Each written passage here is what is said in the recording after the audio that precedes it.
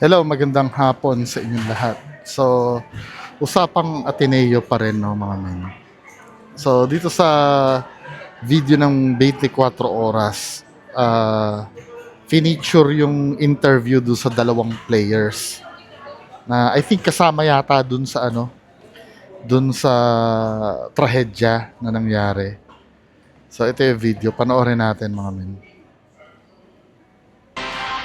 Idinitalye ng dalawang miyembro ng Ateneo men's basketball team, sina Sam Reyes at Kiefer Alas, yung nangyari sa team building sa Aurora na nauwi sa pagsalunod ng kanilang teammates na sina Rene Batermonia at Ang labo naman kasi talaga, ano ba talaga, team building or training?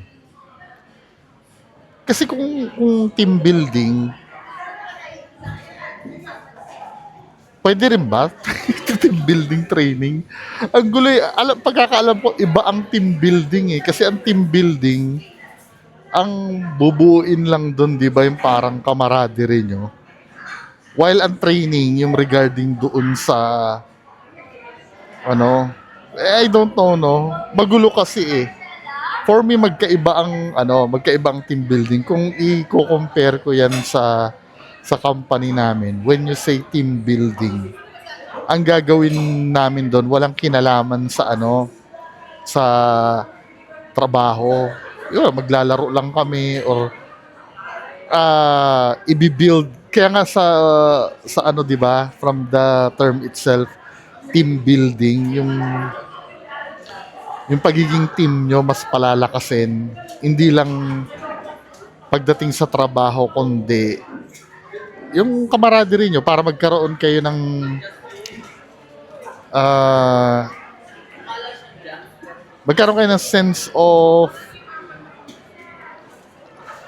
wala hindi ko na maisip eh. Pero hindi regarding sa trabaho yun eh. Hindi, regarding sa trabaho, para matuto kayo sa pagkakaisa, di ba? Idadaan sa mga activities yun eh.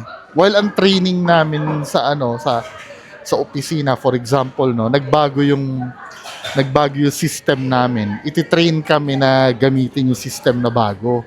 May kinalaman sa trabaho yon, 'di ba? Pero ang gulo eh. Team building training ba talaga? niya at Divine Adili at halos ikamatay rin daw nila. Bagamat nakaligtas sa trahedya, hindi na iwasang maging emosyonal ng dalawa dahil hindi naman daw sila nakaligtas sa natatanggap ngayong kritisismo mula sa publiko. Nakatutok si Ivan Mayrina. Because I really don't know how to swim po. Parang nag-give up na po ako nun. Kung di po ako umalis dito, mamamatay na din po ako. Kasi po, ang dami na din po ako nainom na tubig. Tila halos ikamat So talagang deadly talaga.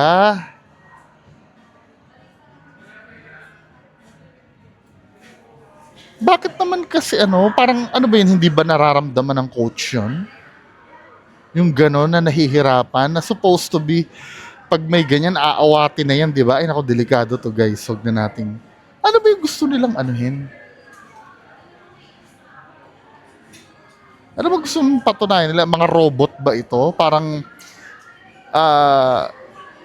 ano ba yung tinitrain nila? Mga Navy SEALs ba? Hindi naman, di ba? Hindi, naiintindihan ko, no? Lalo na nag-usap kami dalawa ni Ma'am Sachi Dasi.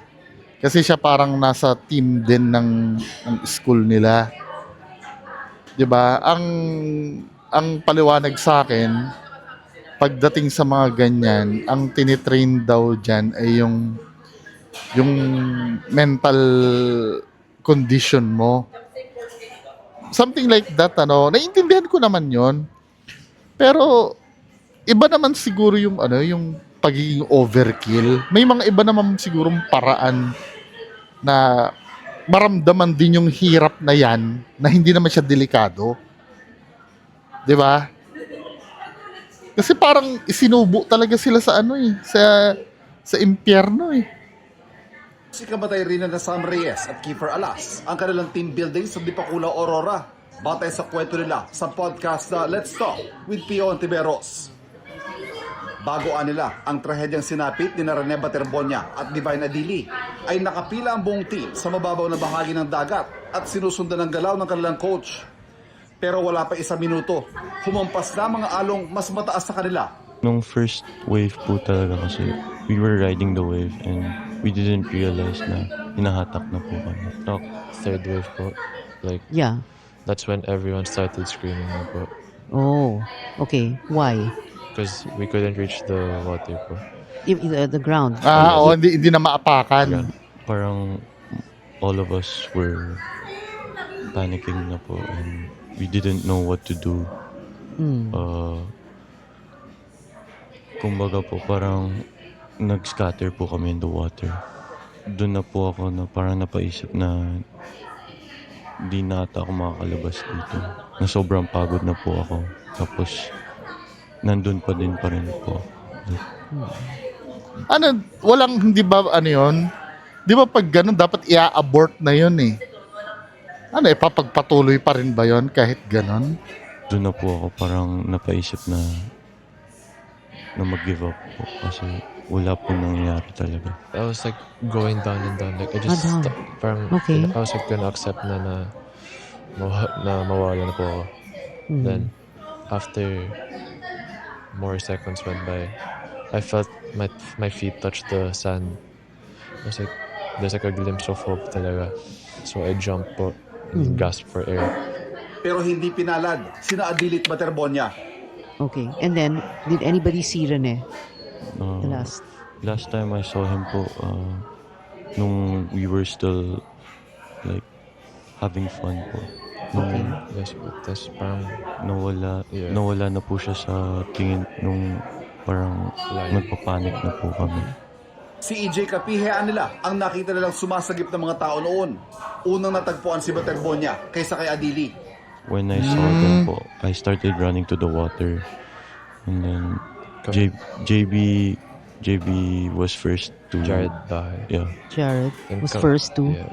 to help Rene po. Sa isang punto, sinipr pa si Rene at Divine.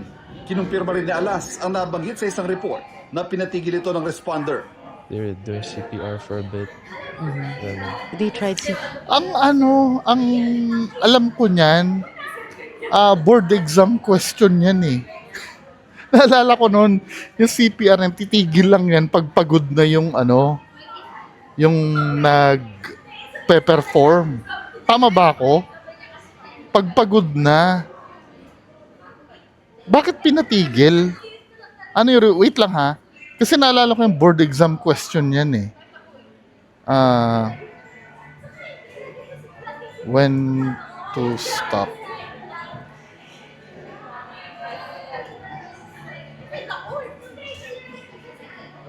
Naalala ko yan eh, yung tanong na yan eh.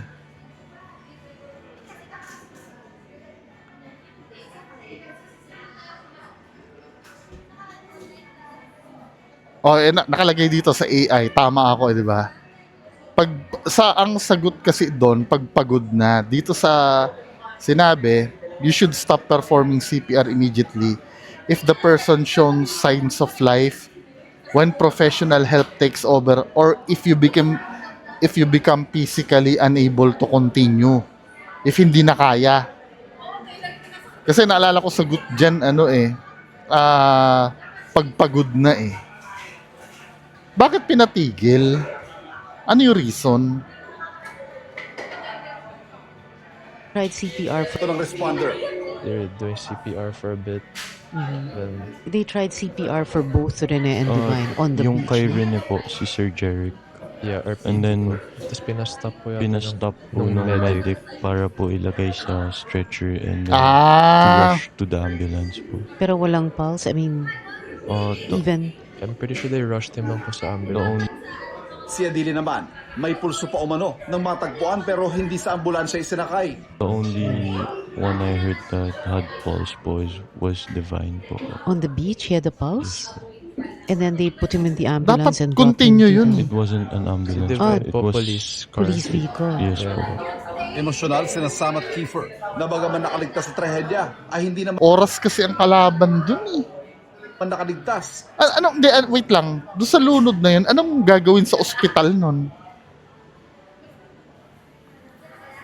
Anong gagawin sa ospital nun pagka nalunod? Dapat alam ko dyan, may, para mas madali, may ambu bag dyan eh, yung ganun eh. Ambu bag is brand. Yung bag valve pala ang tawag doon. 'Di ba? Anong gagawin sa ospital nun? Sorry ha, yung pagiging nurse ko kasi rusty na. Di ko na rin maintindihan. Pero alam ko, ititigil lang yon pag pagod na. In-AI naman natin eh. Pero, bakit pinatigil?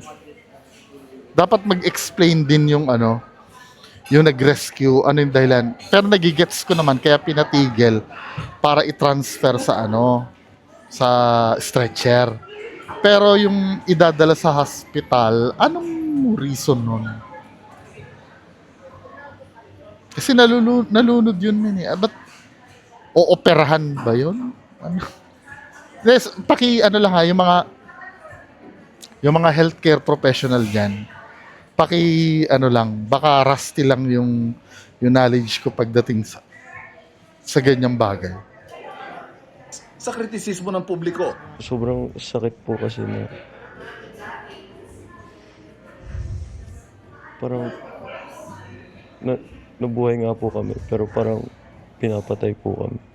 I feel Actually, wait lang ha, may tatanungin ako dito. Parang may medical personnel dito na kasama ako eh. Kasi nakaputi. Wait lang ha.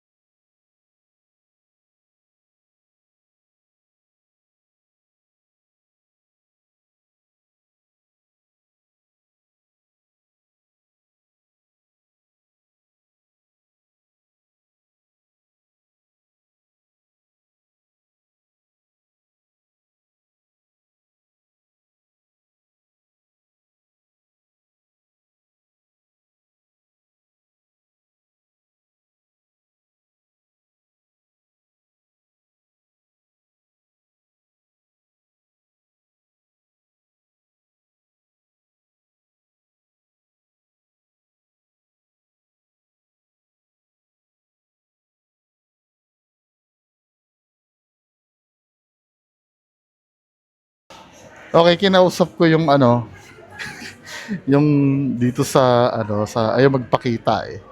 Kinausap ko yung kasama ko dito sa Starbucks, no. Yung medical personnel din yata. Sabi niya ganun, pwede kasi nangyari, kaya sinakay sa hospital. Eh, dun itutuloy, iko-continue yung pag-pump doon. Kaya lang, kung halimbawa, itatransfer yan at ititigil nyo yung pag-pump at idadala sa ospital, who knows kung gaano kalayo yung ospital, parang may mali yata doon. Correct me if I'm wrong ha, kasi rusty na rin ang alam ko sa mga ganyan eh. Hindi na rin... Meron kasi akong kilala na pwede natin tawagan eh, doktor na siya ngayon eh. Dati siyang medic na ganyan eh. If iaano ko na lang, ipipin ko na lang sa baba yung tamang sagot, no? I feel guilt lang po kasi Guilt? Rene Why? was beside me and parang I felt na I could have done more na para di siya maluma.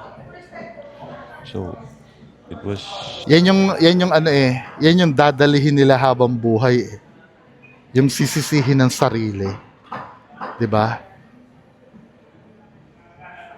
Yun ang ano nila dadalhin habang buhay, yung parang sana may nagawa ako, may na ano ako. Yan ang ano sila, kumbaga parang babagabag sa kanila habang buhay. Eating me alive na It's like going through 2 deaths po. Pinabulaanan din ng dalawa ang ilang anilay maling impormasyon. Any weights body? No po. Nothing. yung Nothing po. Was it initiation rites? No po, not at all. Not at all. I don't know, it just hurts how people, perceive it that way. Gayunman palagay nila, may pagkukulang pa rin para masigurong kanilang kaligtasan. Wait lang nga. po, I wasn't paying attention kasi may follow-up na sinabi sa akin yung kasama ko. si Sir Jeric. Yeah, our Tried CPR for both Rene and Divine. Kinumpirma rin ni Alas ang nabanggit sa isang report na pinatigil ito ng responder. they were doing CPR for a bit. Then They tried CPR for both Rene and Divine on the yung beach. kay no? Rene po, si Sir Jeric. yeah, our And then, po. Tapos pinastop po yata Pinastop po ng nung medic para po ilagay sa stretcher and then to rush to the ambulance po. Pero walang pulse. I mean, even. I'm pretty sure they rushed him lang po sa The ambulance. only Si Adili naman, may pulso pa umano ng matagpuan pero hindi sa ambulansya isinakay. The only one I heard that had pulse was Divine po. On the beach, he had a pulse. And then they put him in the ambulance and brought him to the It wasn't an ambulance. Divine It po, was police car. police vehicle. Yes Yeah po. po. Emosyonal Hindi, sinasama hindi ano yun. Hindi siya yung maisasakay at maiko-continue yung CPR. na bagaman nakaligtas sa trahedya ay hindi naman nakaligtas sa kritisismo ng publiko. Sobrang sakit po kasi na parang nabuhay nga po kami pero parang pinapatay po kami. I feel guilt lang po kasi. Guilt. Kasi nga, di ba, ang unang reaction ng mga tao dyan, ano yun, hindi man lang sa tinulungan ng mga kasama nila, hindi man lang sila iniligtas, di ba? Lalo na yung mga taong wala naman doon sa lugar. Di ba? Sometimes ganun mga magagaling magsalita eh. Yung mga wala naman doon, di ba? Yung sasabihin, hindi man lang nila ligtas, hindi man lang nila tinulungan yung kasama nila. Kadalasan ganyan eh. Pero kahit pa wala magsalita ng ganun, talagang lalamunin din sila ng guilt nila eh. Why? Rene was beside me and parang I felt na I could have done more na para di siya malunod. So, it was Ito na yung kinikwento ko nung 'di ba nag-content ako about do sa depression. Yan din yung same na pinagdaanan ko din na para bang yung may nagawa sana ako, 'di ba? Hanggang sa pag-uwi mo sa bahay, aanuhin mo yan iisipin mo bago ka matulog. Ano kaya kung ganito yung ginawa ko? Sana pala ganito yung ginawa ko. Sana pala ganyan. Parang ganito yan sometimes, kahit hindi naman life-threatening yung situation, yun bang halimbawa, may nakita ako sa mall na gustong-gusto kong sapatos. 'Di ba? Tapos pag-uwi mo ng bahay, kumbaga, hindi mo siya binili. Tapos paghiga mo na, sabi mo, sana pala binili ko na lang yun. Kasi magagamit ko pala kasi may lakad ako, mga ganyan-ganyan. 'Di ba? Part ng buhay kasi natin yan So just imagine kung sa ganito kaseryoso na pangyayari yun, mangyayari sa'yo. 'Di ba? Or ang pinaka masakit pa nun, ito, hindi naman nila kaano-ano yun, 'di ba?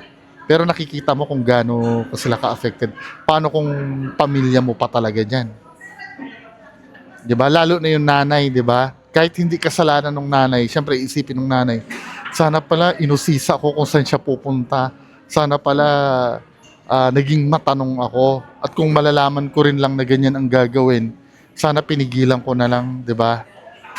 Yun ang kadalasan na papatay dun sa dun sa mga naiwan eating me alive na It's like going through 2 deaths po. Pinabulaanan din ng dalawa ang ilang anilay maling impormasyon. Any weights body? No po. Nothing. yung Nothing po. Was it initiation rites? No po, not at all. Not at all. I don't know, it just hurts how people, Hindi, perceive ganito it that way. kasi, ang tingin ko dyan, hindi naman sasabing initiation rights yan eh. Let's say, ang gusto ko lang malaman or for the sake para ma-eliminate yung pagkakapasok niya sa anti-hazing law, kung kung halimbawa, yung ginagawa nyo ba yan,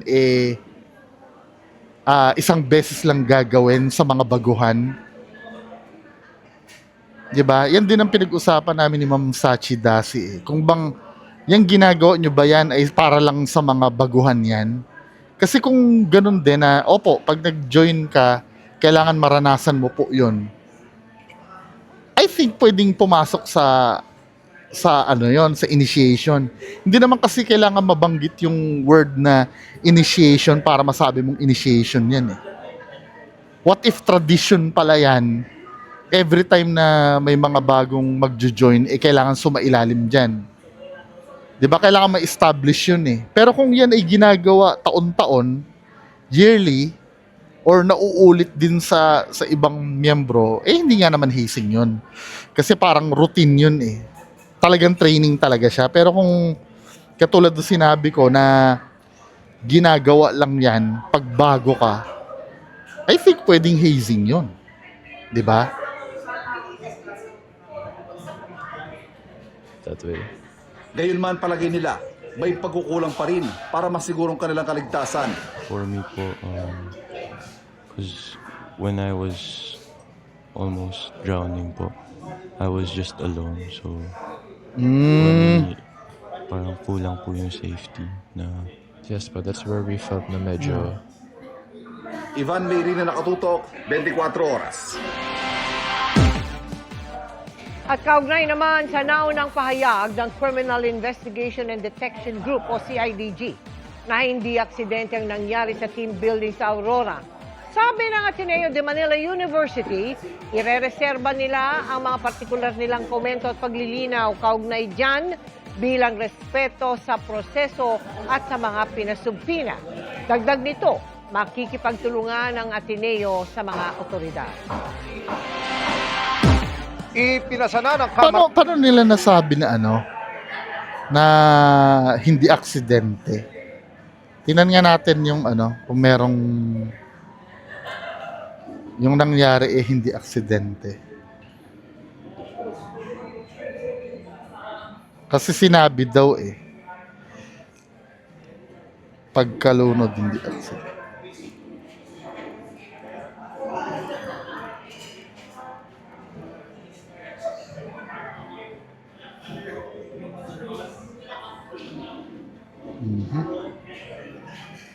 Ito to. Nanindigan daw na hindi aksidente.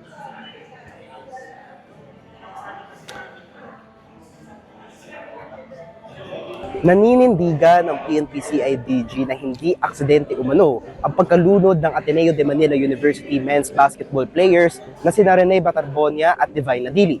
Ito ay matapos ihayag ng kanilang teammates na sina Kiefer Alas at Sam Reyes sa isang podcast interview na kasama sila sa mga muntik ng malunod umano sa nasabing insidente. Sa isang press briefing, sabi ni CIDG Director Major General Robert Morico II, kino-corroborate ng mga pahayag ni Alas at Reyes na naganap ang naturing training exercise sa isang lugar mga 700 metro mula sa harap ng isang beach resort sa Dipacolaw, Aurora. It's a fact po ng case, ma'am. So I wouldn't want to discuss it right now sa inyo. But kung gano'n ang magiging situation, parang uneven ang treatment sa mga players. Ngunit ayon kay Morico, dahil dadalawa pa lamang sina Alas at Reyes, may tuturi pa nilang hearsay ang kanilang mga sinabi at nangangailangan pa ng hiwalay na pahayag mula sa mga iba pang miyembro at coaching staff ng Ateneo team. Ikinumpirma rin ni Morico na nitong Miyerkules ay 7 kasalukuyang team member ay humarap sa CIDG, samantala 10 dati at kasalukuyang player ang humarap kahapon. Samantala, matapos hindi sumipot sila dating head coach Tab Baldwin at iba pang opisyales ng Ateneo team nitong Lunes, muling nag-issue ng supina ang CIDG para sa mga ito at inaasahan sila sa darating na Huwebes o Biyernes. Hinamon pa ni Morico si Baldwin na humarap sa CIDG upang bigyang hustisya ang mga pamilya ni Baterbonia at Adili. Well, Bakit hindi tulungan ni Rudy Baldwin si Tabal. Joke lang ah. Hindi ko na pigilan eh. I guess, man up. Man up. Man up. Man up. Be man enough to face the... Oo nga, katapang-tapang mong pahirapan yung mga players mo. Tapos pag dyan, di ka nahaharap, di ba? the investigation in the interest of justice and equity para doon sa dalawang players which you call as your brother, because if you're talking about the Tagalogin mo na kasi, sir. battle cry of Ibab, band of brother, if you're a brother, diba, hindi ka tatalikod. So, help us also. Help the family at injustice. Manatiling updated tungkol sa umaarangkadang investigasyon. So, ayun. Di daw siya aksidente. Anong masasabi nyo? Paki-comment na lang po sa baba. Magandang hapon sa inyo lahat.